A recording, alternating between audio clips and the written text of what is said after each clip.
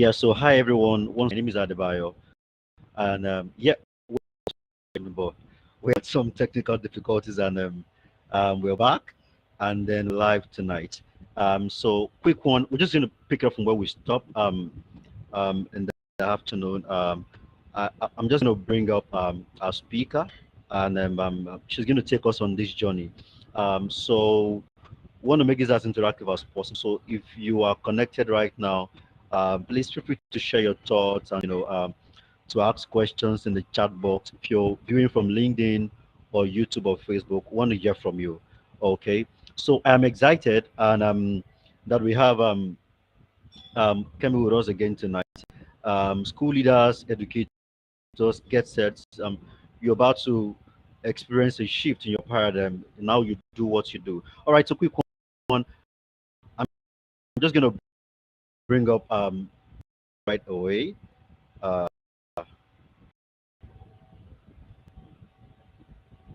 Good evening, everyone. Thank you very much, Adebayo, for that quick introduction.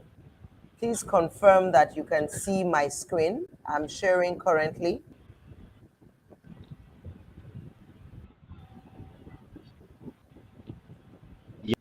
yeah. So I can Awesome, hear you. awesome, You can awesome.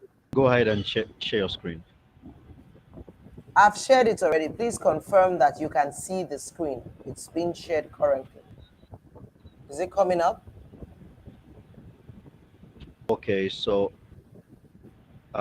not yet. I believe it's loading or something. Oh, yeah, Okay. I see it now. Awesome, awesome, awesome. All right, thank you very much, Adiba, for that lovely introduction. Yes, we had some technical issues earlier in the day, and I'm happy that it seems the powers that be has freed us up for this evening. When Adebayo mentioned that we're going to take on this subject, I was pretty excited and looking forward to something along the lines of education and what have you. So we're going to talk about connecting the dots between school, society, and workplace from a HR perspective. And as a HR professional, I'll tell you that this is an area that I'm always very keen on talking about. When we're interviewing candidates, most of my concern is always that some of the candidates we're speaking to either don't have the requisite skills to be a fit within the organization. Sometimes they just, even when they get through the door, they don't settle well. And then you hear things like, oh, the school is not producing qualitative candidates. So we're going to talk about it from the HR perspective. I'm Kemi Shunubi. I'm also called the HR storyteller because I like to tell a lot of stories. So moving on. Marius Frank basically in this quote says that the old system as we know it is not fit for purpose. I believe that the persons on this call or this session are people who are invested and interested in change, especially educators, teachers, people within the school institution that can make a difference. And it also goes further to say that we're building our education on sand. I'm sure you all know when they say you're building something on sand, it means it's not concrete, it's not sturdy. But it doesn't mean that we should start all over. We're not saying that you should go scrap everything, but that we need to supplement and complement the system. We're not asking that it should be dismantled. And one of the fundamental reasons that we have problems in the educational, system is the tool that we use today to justify performance and success. And that tool is called the exam. I'm sure everybody knows when you go to school, everybody expects that whether you're in primary school, you're in secondary school, at every point of the way, you have to write an exam. Now, are we saying we should scrap the exam? Well, maybe not entirely. Now, it's usually easy to judge, individual success by or with an exam. right? But always very difficult to judge soft skills. And I can tell you for free that soft skills are key components that any recruiter, any employer is actually now looking at even more than the best degrees in school. So it means that transfer of information from exam to reality has somewhat failed.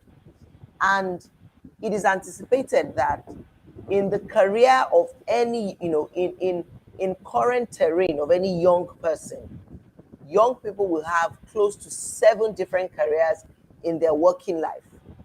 And that means that we now need to develop thoughtful, creative, equipped children who can move around from working in the back office to working from the schools to the boardroom. People who have the capacity to sit at the table and have conversations. That is what you, as persons in the educational field, are looking at. And the only way for us to achieve that is to now find a way to legitimize and build out of classroom learning, and then help teachers. I believe most of the people on this call are teachers, are people who transfer knowledge to become learning managers, not just a teacher, not just somebody who's standing in front of the classroom, delivering notes and telling people to copy. You have to become a learning manager. So before I go to the next slide, I'm now going to break it into the parts where we think as HR practitioners, as people in the workplace, that there are gaps. And these are the gaps we need to look at for us to be able to connect the dots. The first part, there is a huge skill gap for the educators themselves. I apologize, this is not supposed to make anyone feel untoward with this comment, but I'll explain what we mean by a huge skill gap. Huge skill gap because we're saying that you cannot impact knowledge that you don't have. So there is a fundamental flaw when they say you can't give what you don't have. And it goes beyond. We're not saying that teachers are not doing a fantastic job. And this session is not meant to make anyone feel like we're critiquing, the quality of education. But the workplace today has changed. The workplace, the demands of the workplace has evolved. And if we do not move with that evolution, it means that you're not preparing our children for the workplace. Do you see what I'm saying? Because there are new technologies being developed on a daily basis. And as such, it means that teachers must equip themselves. Institutions, schools must equip themselves with the right skill set to be able to transfer knowledge. Remember that we said you have to move from being a teacher to being a learning manager. And what that ultimately means is that you must be able to infer real life examples, real life skills incorporated into today's school environment. Let me use an example. So fine arts as a course, I've written some points down that I don't want to forget. It's somewhat sometimes limited to pencils, drawing sheets, and all of that. It has to evolve. There are conversations around, you have computer-aided diagrams and a CAD, like we normally call it in the tech space, which have to now be incorporated during art classes. So when you're teaching people who have flair for the arts, it should go beyond just I'm drawing on, pencil and drawing sheets into computer-aided diagrams. ICT, like we normally call it also in most schools, especially from, primary 3, 4, 5 into year 1, 2, 3. You're talking about ICT as a course. It's not only Corel Draw. You now need to focus on coding as a subject. Coding as a subject. And there's a difference between coding and robotics. This is one of the first key areas I wanted to talk about, where we're saying there is a huge skill gap for the educators themselves. And that in itself needs to be focused in connecting the dots, okay? The next thing will be that there has to be a review of the school's curriculum. Now, My background is accounting. I studied accounting. And if I let me backtrack, while I was in secondary school, I'm sure I knew, or a part of me wanted to be a lawyer. I wanted to, go into arts. I actually even started as a science student. But I loved literature. I loved government a lot. And some of my science subjects were clashing with those courses. I had to drop them. The luck I had, particularly, was that my mother was a lecturer. She's late now. And because of the unique nature of the relationship that I had with my mother and even my father too was, he was in the aviation space, he was a teacher. They were very deliberate with learning. So they were very mindful of the type of learnings I was exposed to.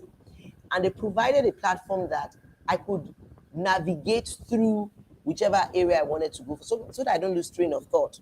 I had to drop sciences, moved into arts, left secondary school with the thought that maybe I'll go into law. One way or the other, I was speaking to my brother when I was writing my, about to fill my JAM form. And he convinced me one way or the other to do something else. One of my sisters is a lawyer. And I picked up accounting. I went to school. I'm an accountant. I graduated with an accounting degree. But there was some part of me that wasn't very excited about the prospect of accounting. I loved it. I loved the numbers. I went and I started my career as an auditor. But along the line, I moved into different parts, into different fields. You recall that I said at the beginning of this session that people at different stages in their lives and careers will do about 7 different things.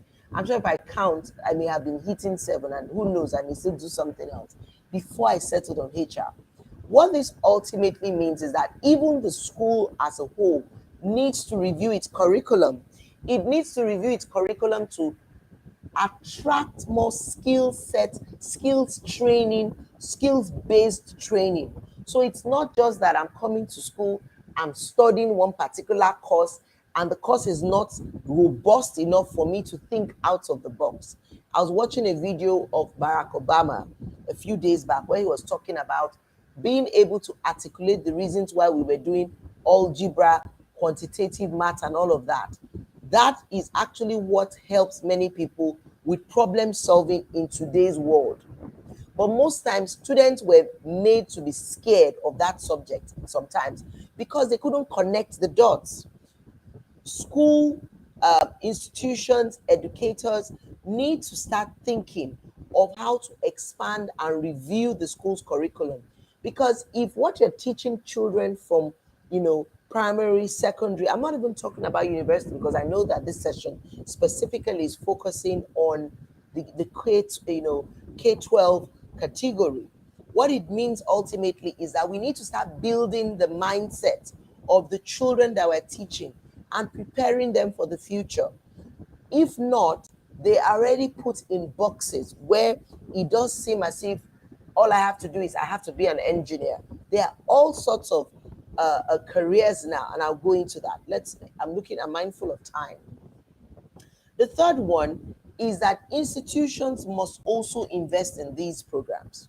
Now, remember that I was talking about new inventions being technologies being invented every day. It means that schools or institutions must invest in these types of programs. It means that teachers must be exposed to these types of trainings. There is a gap between the teachers and the business space where we're not speaking the same language. And we have to find a way that we speak the same language. We need to know, give you feedback on what is required on the workspace. And you also need to understand the nuances in the business world. You need to also be, expanded in your knowledge so that you can implement those things ultimately when the curriculum is retweaked. And what this ultimately means is that either the institutions invest in these programs or you find a way to invest in yourself. Because what it means ultimately as a teacher in the school or the institution as a whole is that you are exposed to more training, you're exposed to more learnings. People are talking about computer aided diagram. I have an example where one of my somebody that I'd worked with in the past. He goes to schools, he partners with schools, and he was being interviewed by a teacher. There was a gap because the languages he was, when I say languages, he was talking about tech, and some of the questions that he was being asked were not realistic in today's climate. The teacher who was conducting the interview had no clue as to how advanced that technology had gone. And it means that you cannot ultimately hire such a person to come teach in your school. So institutions must invest in these programs. The last part will be that schools now need to start thinking of resourcefulness of students. And it was aptly put by someone who said, connect the dots. Our curriculum today is heavy on teaching chapter by chapter, subject by subject. But in the business world, problems do not come in chapters or subjects, right? They come from a place of problem solving, critical thinking, design thinking, thinking out of the box. You hear things like that, which means ultimately that educators now need to build some subjects or courses that will help students learn to bring knowledge of different subjects together. So you're doing maths, you're doing further maths, you're doing English, you're doing ICT as it's called now, even though we now know that it has to be drilled down, either coding, roadblocks, coding, and all the other courses in the tech space, right? What it ultimately means is, robotics was what I was trying to say, is that you have to learn how to bring the knowledge of the different subjects together. That is how you can help connect the dots. So it's not just about chapter by chapter, which is important because it means that you must move from one step to the others. But I have, sometimes you meet students and you're asking them, why are you doing this thing? Some of them don't know. They are being taught just to learn how to pass the exam, not taught to understand the ideology behind that style of teaching, which therefore means that schools have to build resourcefulness. And when they say you're being resourceful, you need to be able to aggregate everything that you have at your disposal. Now, beyond the classroom, remember that your students are not going to always be in the classroom. So it means that you are preparing them for something. You are preparing them for somewhere. What are you preparing them for? Education is not just about you are preparing people for work. I'm sure you know that. Education, as we know, it has gone beyond, oh, I want to get a job. It now should inspire and develop lifelong interest. For example, because I had a love and a passion for reading and writing from an early age, it meant that I was able to convert my interest, my skills into writing professionally. And that's why I told you I am called the HR storyteller. It also helps in being able to, that skill set that I developed over the years, I'm able to showcase that as a very good skill, even in my current place of work and all the other places I've worked, because you will know that if Kemi is giving a report to write or an email or a memo, she will go above and beyond just what was taught in school. So it helps us enrich our lives and the lives of those around us. Also, education is beyond work. This session I'm having today is because I keep learning, I keep using all the tools that have been invested in me. I keep utilizing those tools and the skills for me to be able to perform optimally, to be attractive enough for an Adebayo to want me to come speak to people in the room. It should also equip young people for the skills they would, you need skills to live fulfilling and productive lives. And thereby meaning that when I leave formal education, even though some of us don't leave because we're always learning, we're always working, we're always reading, rather than leaping into the void, they're able to take the next step in confidence. I remember meeting some years back, I interviewed this young boy who had just finished university, fantastic school. But on paper, his credentials were fantastic, but he was not prepared for the interview. He was not prepared for the skills that come with presenting himself, the confidence that came with being able to stand up and speak for himself, being able to speak on a position, being able to articulate what he learned in the classroom. We even asked him something as simple as, what is marketing? Just to make it a familiar environment.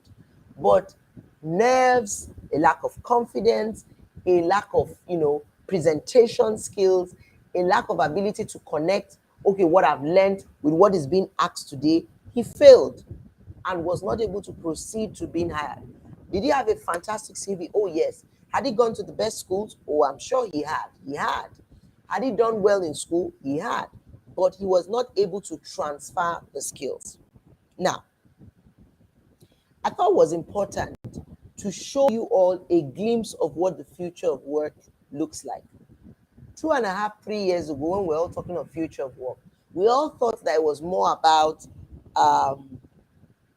robots coming to take over our job. We thought it was this 2050 thing. We did not know that COVID was going to fast track the future of work. I'm sure you all recall how difficult it was, or how seamless it was for some people, depending on what side you were, to be able to move into conducting classes, interviews, meetings when there was lockdown. You all remember people who were already preparing for the future of work, who were already playing in that space, who were already savvy with technology. You can see from this picture, you have delivery being used by drones. You have everything at the click of a button on your phone from the home. That's what this picture depicts. You are able to move from one place to the other without leaving the confines of your homes. This is what the future of work looks like.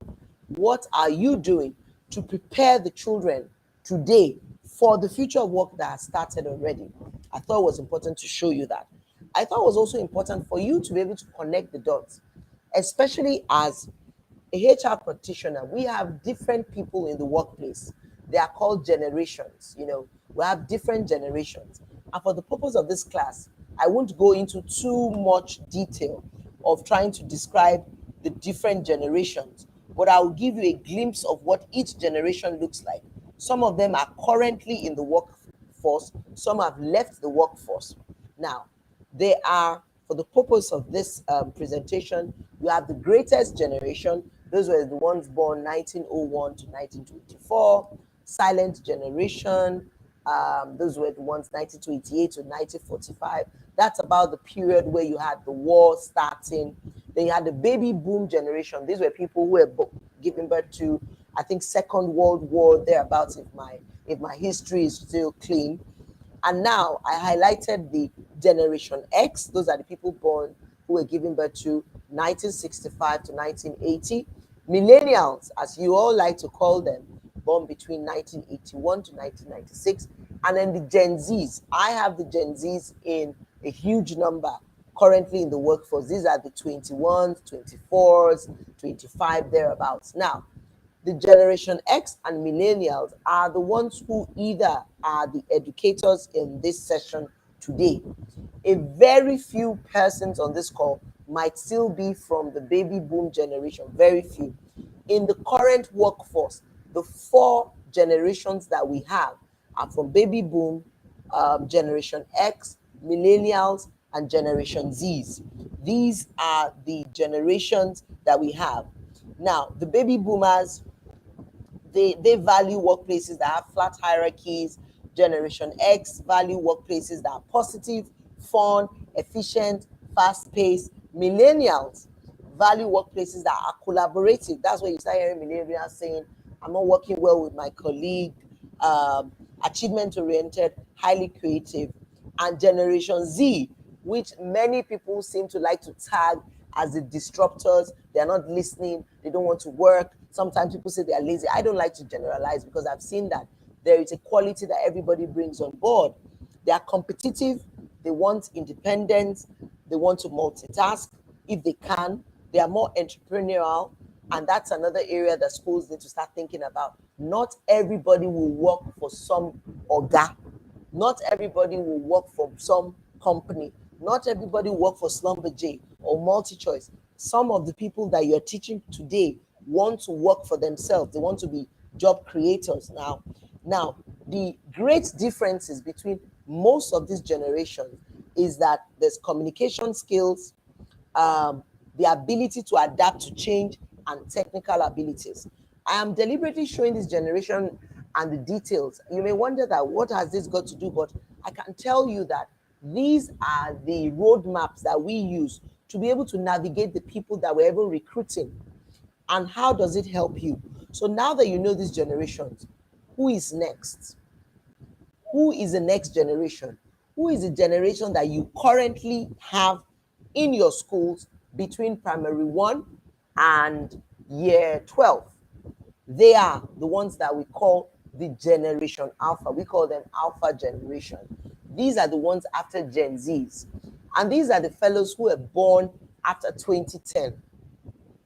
These children will never know a time when social media did not exist. If you go into history, remember when we started using Facebook, Yahoo, these children do not know anything like there was a time. It's only stories when we're telling them. And I'm sure they look at us like, how did you cope? They all have laptops. Most of them want to use laptops. They have phones. In fact, if you're not careful, they want to use the type of phones you're using, especially in the year 2020, where we were sort of fast-tracked. Most children had to do schoolwork from home. They either had to use their parents' laptops or they use their laptops. Your kids even know at this age, the ones these are age 10, 12, 14, the generation Alpha, they know how to navigate using laptops and all of that. Adebayo will bear you witness yesterday when we're trying to do a test before today's session. My daughter was the one saying I should try to close one page, I should open this other page, I should log out. That is the generation that you have currently. And it is a powerful tool.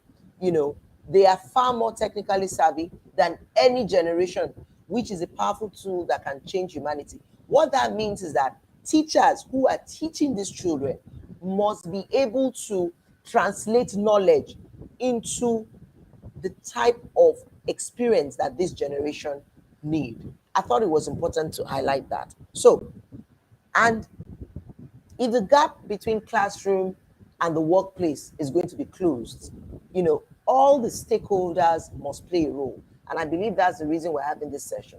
So schools, whether the institutions, teachers, society as a whole, and the workplace, we all must align, because if you go through, I think our current unemployment rate in Nigeria in 2022 is 33%. And that was a huge jump from previous years of 2019, 2020, 2021. It is a double-digit jump. And if we're not careful, what it means is that it will keep increasing. Now, if you meet many companies, representatives, business owners, employers, HR persons, we have jobs to fill. What happens is that some people are not employable because there's a gap between the quality of what they've come out with from school with and the quality of what they've translated. So all stakeholders must play a role. Now, it means that you now need to start thinking of forward-thinking subjects. So let me give example what we're going to talk about. What must schools do? What is next? You know, what next for schools? First of all, it means that we have to be flexible at the school level. You can't keep saying, this is how we do things. The curriculum is set, which is why I started off by saying the curriculum needs some review. And I'm happy that the quality of people on this call or this session are people who should be able to influence those decisions. You need to evaluate the curriculum and spot areas in which industry preparedness can be weaved in organically. Now, to deviate a little, Lagos State some years ago partnered with some institutions to try to prepare students in, the penultimate year, before they graduate, for the workplace. And we realized that what we were preparing them for, we're not teaching them geography and all those fantastic courses. What we're teaching them was interviewing skills, problem-solving skills, writing skills specifically in the workplace, grammar, how you articulate yourself. We had sessions where we were doing mock interviews we had career fairs. Why we were doing that was because we realized that there was also a gap between I've left school, I've gone to serve. Are you prepared? So what does it mean? Going back to the drawing board, being flexible enough to say that, how do we tweak the curriculum? Traditional models are already becoming less relevant because workplaces, I can tell you, are prioritizing different skills. What I'm looking for is I'm looking for teamwork. I'm looking for collaborators. I'm looking for people who can solve problems, not people who don't know, who just say, oh, I've done this, and they can't move beyond that point. It's not enough just to know how the earth was formed or how what are the particular things around the world, current affairs. How are you keeping track? How are you weaving it organically? So it means that educational institutions need to recognize that you need to give your students the best chance for success. I don't believe any teacher exists that just wants to teach students for the fun of it. You are teaching students because you want them to be successful beyond the four walls of school. You want them to be an all-round individual. You want them to be very savvy on the things you've taught them and to be able to effect change in whatever areas they find themselves. And it means that you must provide training that leverages the surrounding reality and reflects the future your students will face. You're not just teaching your students to pass. You shouldn't just teach them because I want them to move from year 7 to year 8 to year 9. You have to start thinking that what makes them an all-round student, an individual that will thrive in tomorrow's workplace. That is what you should challenge yourself with. Schools, you need to that offer more forward-thinking training and potential partnerships always will find themselves at the forefront of teaching excellence. That is your selling point. Why would people want to bring their children to your schools? Because parents these days are looking for partners. Parents are no more just looking for, I want my child to go and learn. No, parents are positioning their children for the future. Parents have realized that the world is a global village. I can sit here and I can take a course. I've done it not once, not twice, all the way in the States, in America. I can sit here and take on a course in the university in New York. And it's also something that I want to afford my children that opportunity. So I'm looking for partners that can provide that possibility. So it means that schools now have to be forward thinking. What kind of training are you delivering to the students? What are those unique things that students can boast of in their school? Because now you need to position yourself at the forefront of teaching excellence. Also, at the educational level, teachers shouldn't view business with, you shouldn't view business, with a lot of suspicion. There's something that I was reading where, they say something that teachers, you can't shake a teacher's hand. A teacher will look at it as, okay, why are you shaking my hand? But in the world of business, you have to shake your hand. It indicates success. It indicates confidence. That is how to proceed. How are we able to blend flexibility? You need to view business with less suspicion. You need to start thinking, okay, what is the business world doing? What is it offering our children? How do we find out what they need on the business end, and how do I bridge that gap? Now, for the society and the workplace, what next? What are the next things you can do? We need to now make internships and work placements part of achievements and milestones. And I don't think it's enough to wait till when people are in university. These days, there's schools that partner with some companies, and they from year 10, year 11, 12, expose their children, even if it's 1 hour, to understudy, and start framing their thinking on what they want to do in the future. It helps students explore options. Like I told you in my example, when I was talking about choosing law, it was an easy thing to think of at that point. I had a sister, I felt I could talk well, I could write. Maybe if I'd been exposed to even HR that I'm practicing earlier, I may have started it earlier. But what I'm saying is that it helps, higher education, and it helps determine goals for the future. At policy level, government also, and I don't know if we have government officials on this call, needs to consider what qualification. Remember that I said today we're only just building our children largely to pass the exam. What qualification really means in the 21st century? Because I can tell you for free that sometimes I've interviewed some of the best CVs. I've gotten someone who came back from the UK. He had masters in this, masters in that. He finished from one of the high-ranking universities in Nigeria, but he could not translate his learning to what was important for me to thrive on the job. So government also needs to, consider what qualification means in the 21st century. We also, as HR practitioners, can take mentoring and coaching into the classroom. And that's one of the things that I personally do, like I referenced earlier. We found out that it was very instrumental being able to bring those skills and show up to teachers. Yes, teachers can't do everything realistically, because sometimes I think some of us just want teachers to become superhuman. They should be guidance counselors. They should be able to facilitate. They should be fun. They should be this and all of that. Yeah, but we also need HR skills of mentoring and coaching blended into the classroom, And if there's one thing that businesses can do is to do this, to be able to partner with schools and inspire people. There has to be partnership at different levels. Employers, well, I also believe they're on this session, need to roll up their sleeves and get involved in mentoring. I'm reiterating mentoring because it is very critical for us to be able to bridge the gap of what the workplace wants and what the schools can provide. Provide apprenticeship and provide career information and guidance. Who says we can't start telling children that there are roles like social media executives? Did you know of those kind of roles before? And what does it entail? What are the skills? You have product managers now. You have programmers that are using programming languages like Python. We're talking of Agile. We're talking of CC+.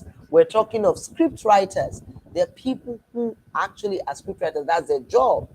So employers need to get into the school and start providing that type of career information. And there's nothing wrong with schools also reaching out to different companies to ask for these types of partnerships. Employers also need to develop, I've said it, relationship with schools, not just the ones that are done because they want to do something for their CSR report, but there has to be a sustainable relationship.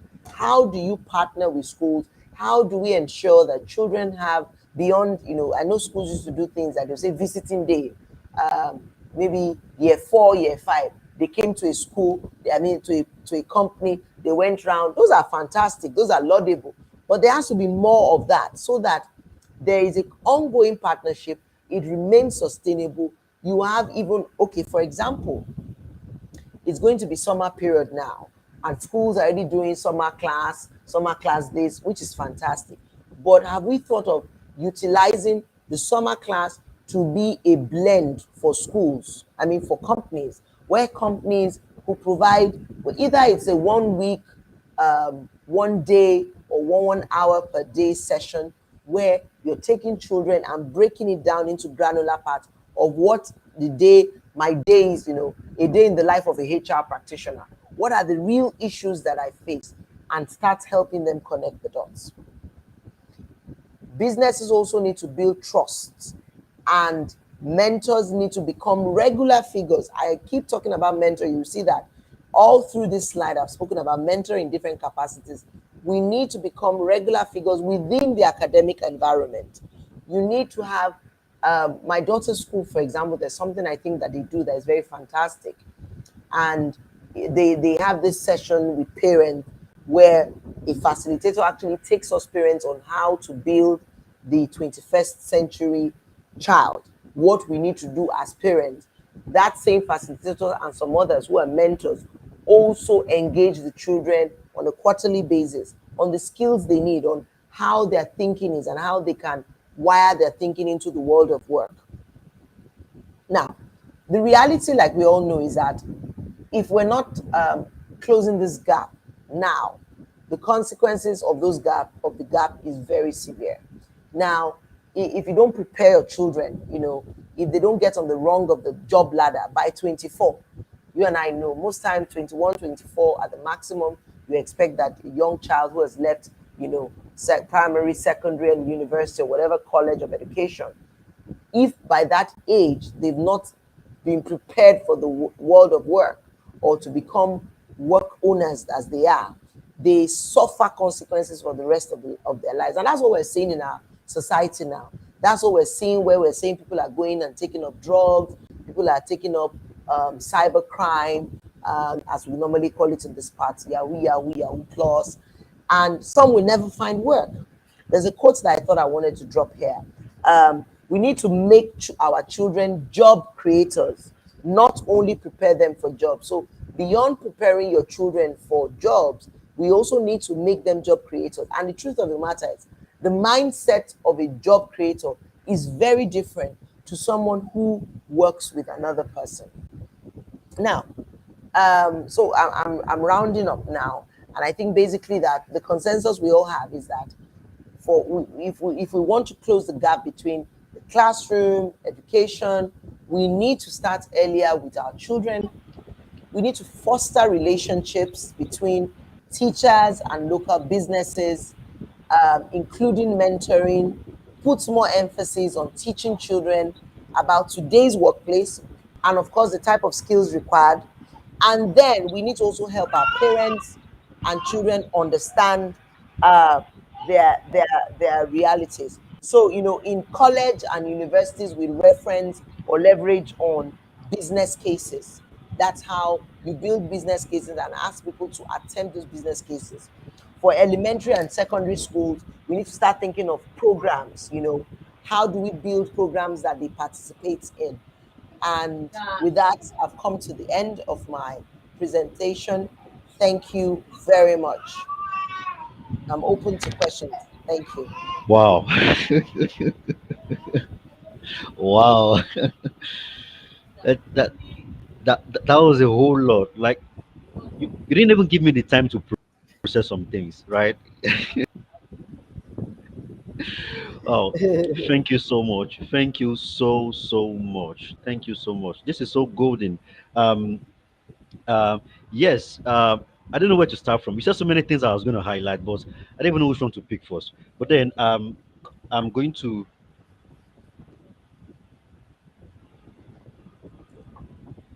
I'm going to mention something. Um, Apparently, from all you have said, um, um, the kind of schools we will have today um, will probably require a lot of restructuring with respect to um, roles, culture, and many things. Because if we truly want to have a school environment that mirrors the world of work today, like I'm wondering, you talked about not shaking a teacher, right? That's a big problem. that that's a big problem. And I was just thinking in my head that hmm, right. I see a lot of disruption that has to happen right here, and for educators and school leaders that are listening, we what we're trying to do here is to open up your mind to see that there's that blockage, and I think, like you mentioned, putting exam as the goal is what has created that mental blockage, right? Hindering education professionals from just seeing the reality. Exam has blinded our minds from seeing the reality, right?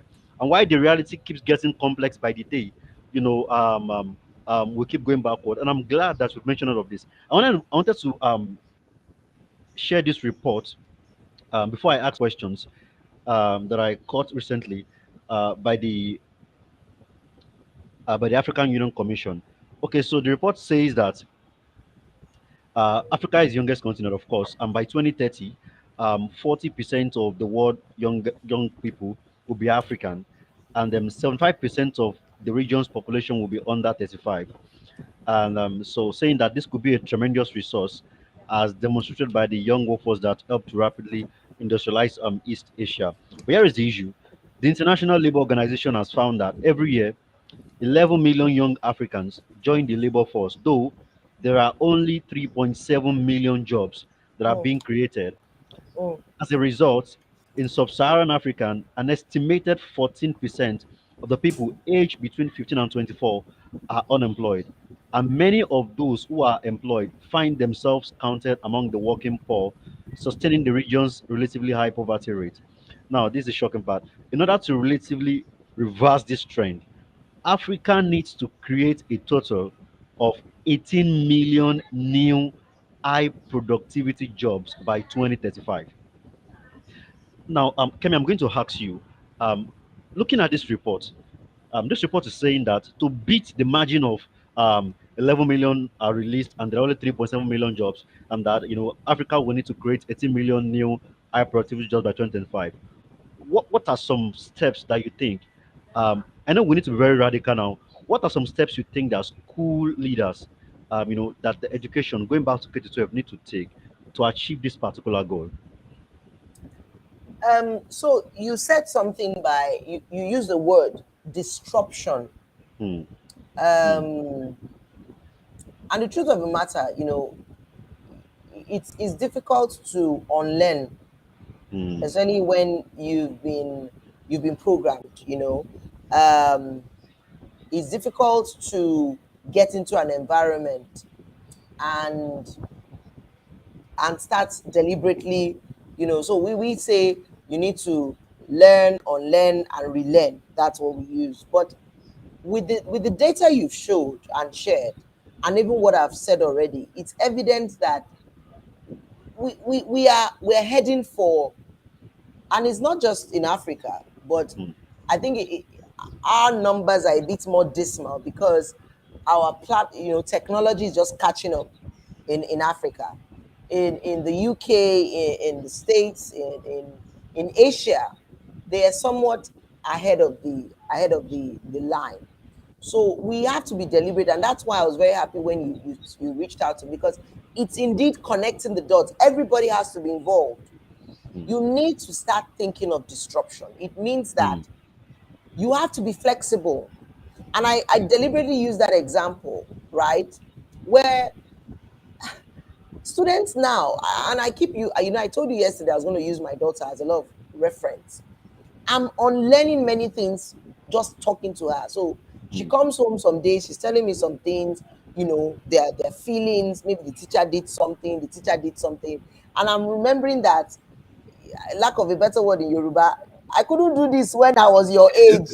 I couldn't, teacher, how can you talk? But these kids they're Hmm. demanding more accountability. Hmm. And what Hmm. we do unknowingly by shutting them down, of course, there's a place for discipline, there's a Yeah. place for order, there's a place for structure. But if you're not careful, you can frustrate that discipline, Hmm. frustrate discipline to the point where the creativity is locked up. Hmm. Hmm. The part where they are meant to just initiate, innovate, Hmm. implement, you lock it up to the point where they have to ask for Hmm. permission. Hmm. So to your question, there's this term that I always use when I'm talking about the future, is VUCA, Hmm. VUCA. The VUCA. future of Hmm. work is VUCA, is Hmm. volatile, is uncertain, Hmm. is complex, and is ambiguous. Ambiguous. Hmm. And Hmm. what that means is, for you to get ahead of the pack, you must wake up and smell the coffee. You must wake up and start researching. I know there are so many factors that affect, most of our schools. Funding is Hmm. key. People don't want to pay school fees, you know, but you need to keep asking yourself, because teachers are the most, and I'm saying this very with all sense of honesty. Teachers are actually the most important parts of a child's or an individual's life story. Hmm. When you get it right, go and check it. Students that you have been deliberate with, you're connected to, they succeed in anything they do. So success for you should be that, how many of these students am I able to churn out? It's not just enough that they got 300 and whatever in jam. Those are mm, good. Or those are good. They're mm, qualified for scholarship, fantastic. But you want an all-rounded child. mm, You want someone who will be a value creator tomorrow. mm, You want someone who can create jobs. You want mm, students who also are so invested in the educational system that they too they go and open schools because they mm, know that it's a cycle, as it's a cycle of life. So I mm, would say that teachers, our systems, institutions in Africa, we need to start thinking flexibility. We need to start embracing, like I said before, our curriculum needs to start changing. mm, The skills, mm, it's no more such. I'm not, I can tell you that anybody that knows me, that has worked with me, that I hire for, tells you that I'm looking at you beyond what your pali looks like. mm. Are you an Yeah. all-rounded person? Will you work Mm, well on the team? mm, I've met fantastic people that have first class in school. They cannot work well with others. mm, They are mm, not team players. mm, That's where you start hearing, oh, they're dealing with all types of issues because they're not able to move out of the classroom. They can't succeed. mm, They can't thrive. And mm. these things go into workplace, it goes into our families. When we're not teaching our children, we're not sharing knowledge. I know I've gone off your question, but No, if no, you you leave me, haven't. You haven't. if you leave me, I will Yes, I keep see that. talking. I see that. So I would say that Africa as a continent, we need to break it down. Our Mm, country, we now mm, need to start thinking partnerships. And mm, then you see, there's this. I wish I'd gotten the data. There's, one of the reasons why China is leading the pack also. Let me use this. They actually teach them in Mandarin. mm, They don't even teach them. Well, we could say that English. We were the English masters. That's the language we know. But I'm saying that yeah. even breaking subjects down at a granular level in Mm, languages, it mm, goes a long way mm, because your thinking connects mm, to that. mm, Who says we cannot adopt some of that for some of our courses? But maybe the question will now be what language are we teaching, especially because uh, Nigeria, we have many, many, but those are things we need to start thinking about. Flexibility. mm, Our mm, curriculum needs to be reviewed. mm. You can't Yeah. still be teaching children what we were taught then. The same thing Mm, now. The children have changed. mm, They, they, mm, they have access. In those days, TV was on only at 4 o'clock. TV is on 24 hours now. mm, The programs are there. They are the mm, ones even teaching you how to use your phone. mm, So what it means is, as the teachers, you can't be rigid. You can't mm, say, now so we they do them. mm, mm. Yeah. You have, yes, I've seen, don't worry. The child also, and that's what we're saying. Also wants to be part of the class. That is our reality. Yeah. Yeah. So that is it. Yeah. That's Thank yeah. you so much. Thank you so. One more question and then we go. Okay. Yeah. So you talked about the Alpha generation. Yeah, Mm. that was the Alpha generation. Um, I do know, and I say this with burden in my heart. I do know that the Alpha generation is the solution to the cries of many Nigerians today. We are looking forward to national development and transformation. I don't know that the Alpha generation, if they are really empowered sufficiently, these are millions of kids that will break into the society everywhere and bring a bottom up transformation that can balance with the top to bottom thing that the government is trying to do and all of that. So now looking at the capacity and the potential in this alpha generation, right? Now this, what would you say, to school leaders, as to how to handle this alpha generation? This alpha generation are young people, like you mentioned, not every one of them want to work with someone. These are many of them who are going to create jobs that have not existed. Do you tell, what would you tell school leaders and educators, on how to handle these alpha generations so that they don't get locked down and they don't miss their part, what would you say, Kemi? Okay, so some data. The person who created the platform that we know as the Android now Hmm. started coding at 11. Hmm. Bill Gates at age 13. Hmm. Um, Mark Zuckerberg, who is the founder of Facebook and connected to Instagram and all of that, had his first Mac at age 8. Hmm. This is, and they are in different age groups now. Hmm. Now, yesterday, my elder brother was around. My elder brother is going to be 60 in September. So his generation, Awesome. I used to, I used to tell him, I say, you're old school. And he says, don't worry, you are coming behind me.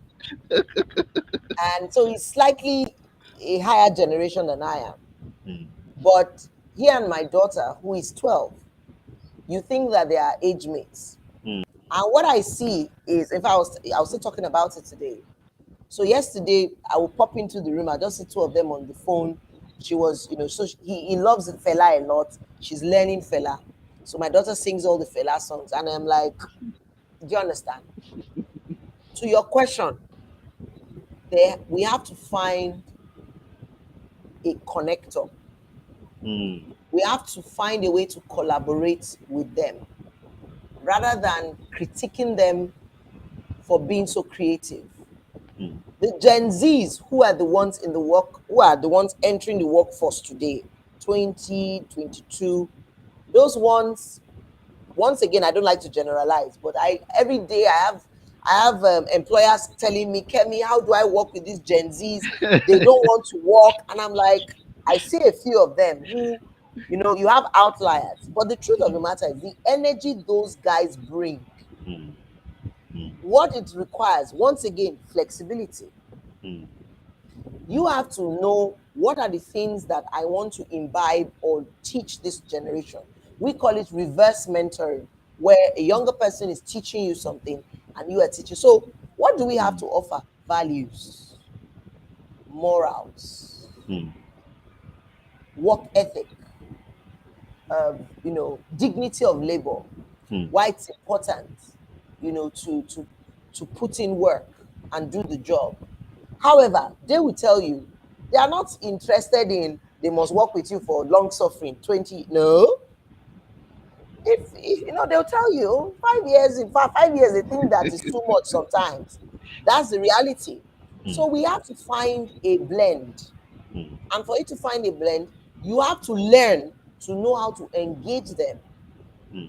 So, for example, I come home every day, I'm tired.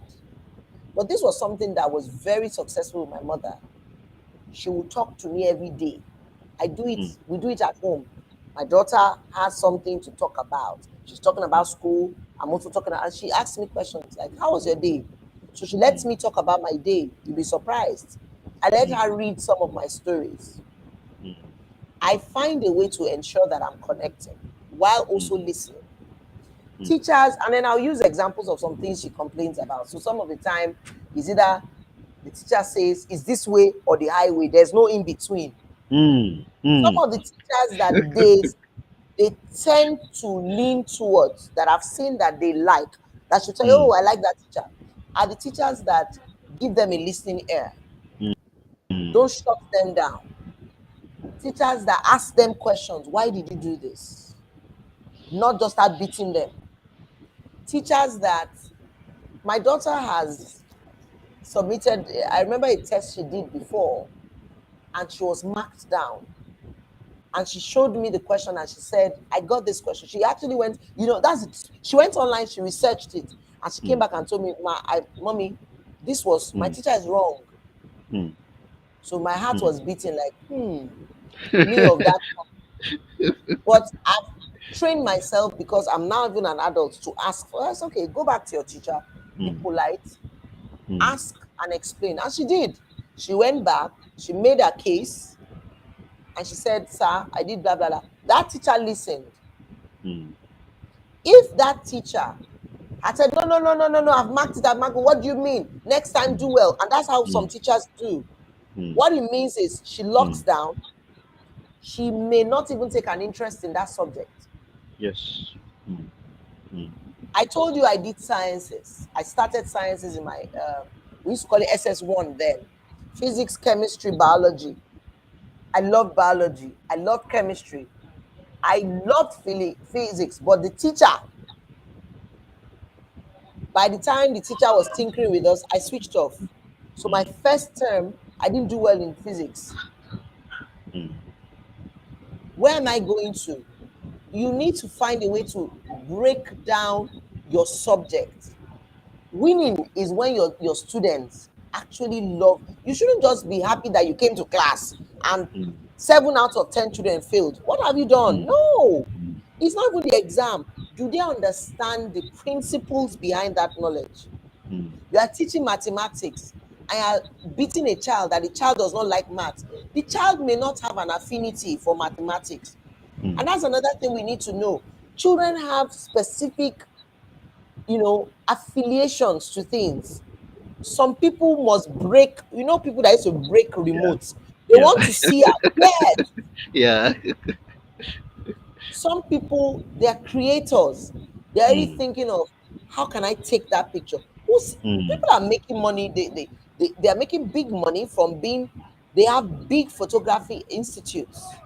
What are we doing to encourage that in our children? Not all children will be doctors. Children may do very well in sciences, but they don't have to become medical doctors. Some of them don't have interest in touching people and all of that. Some people are not great talkers as children. You don't need to force them. You must talk. You must talk. No.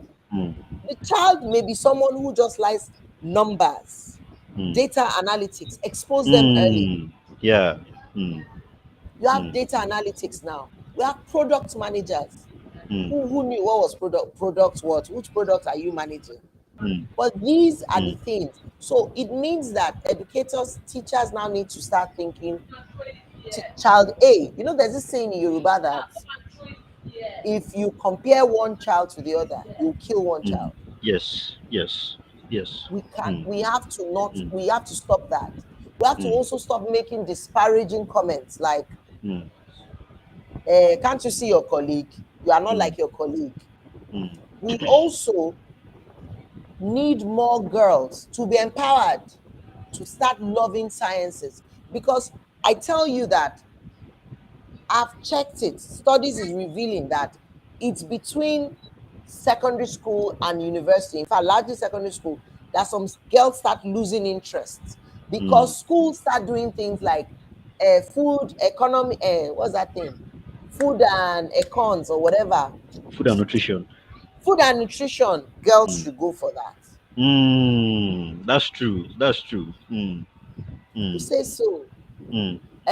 Further maths and something, boys. Robotics. Right. Why? No. And that's one thing we are doing deliberately with our child.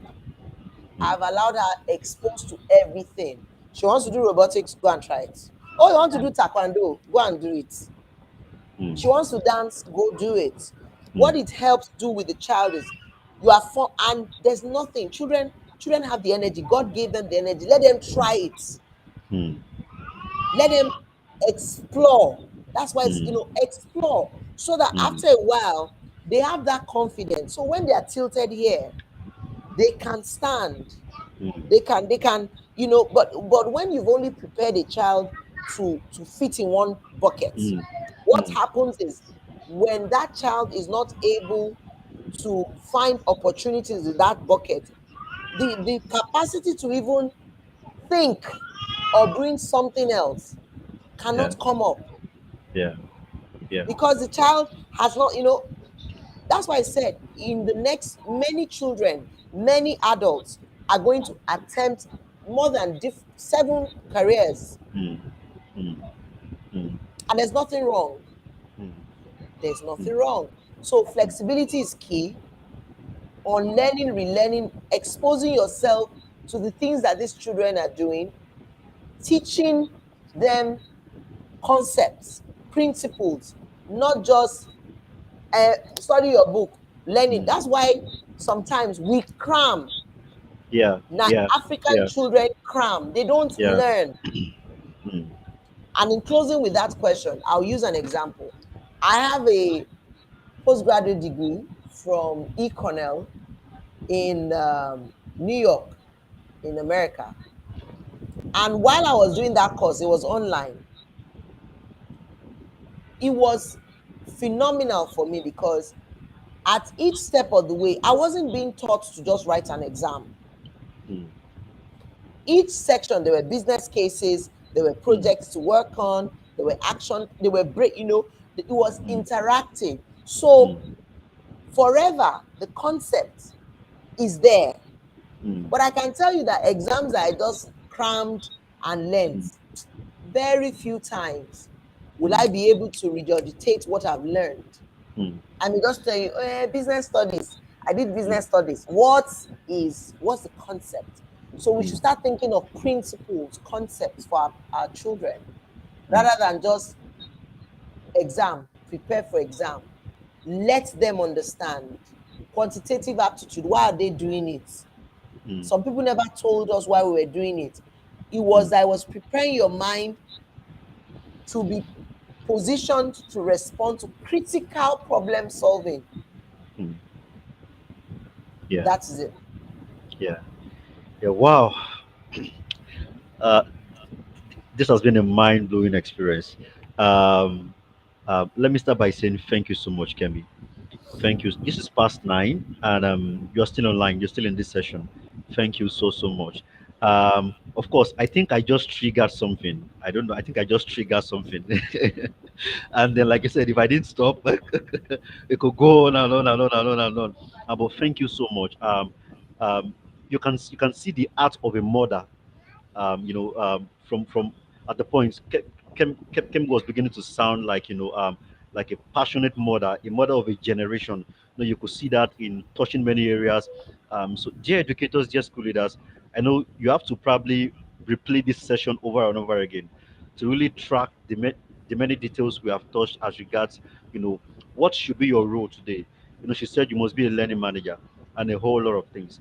We need to have different kind of school, different kind of learning happening. We need to ensure that the alpha generation maximize their potential. And I'm just going to end on that note. Again, I still will not leave without saying a big thank you to Kemi once again. Thank you for staying with us this far. Thank you so much for sharing your experience. Um, this is the way to go. This is the way to go. Even though I said it's a series, I don't know. I think I have to come back to you again very soon. I don't know. No, Yeah, but thank you so much, Adiba, for having me. yeah. Like I said, I'm very passionate about this, so I'm I'm grateful for the opportunity. Thank you so much. Thank you. Thank you so much. Thank you for your time. Yes. You're the best. All right. All right, everyone watching. So we have to go now. Um, my God, that was mind blowing. That was mind blowing. Of course, you see that we need to have different kind of schools. We need to have different kind of educators. We need to have different kind of learning. We're dealing with the VUCA world, the volatile, uncertain, complex, and ambiguous world. We need to make learning look like that. We need to shift away from so many things. And are you ready for that? Are you ready to make that? And that's the question. Are you ready to take that responsibility and do it in your various spheres? Well, I have to go, and we're going to be having this is just the beginning of this series, right? We're going to have more and more series. We're going to have more and more HR experts coming around, and we're also going to be having Kemi to very soon. I'd like to see her come back again, and and share more things with us. I really can't wait to see that happen, right? But we have to go right now. For everyone that has taken the time to join us, thank you. Okay, I see 4 people viewing right now. I don't know your names. Philip Lawa, I see you. Ajayi Dokas, I see you. Thank you. Thank you for your comments. Yeah, thank you. Please feel free to share your thoughts again. On YouTube, you can feel free to share your thoughts, and we just want to hear from you. All right. So thank you so much, and till we meet again. Goodbye for now. Bye, bye, bye, everyone. Bye.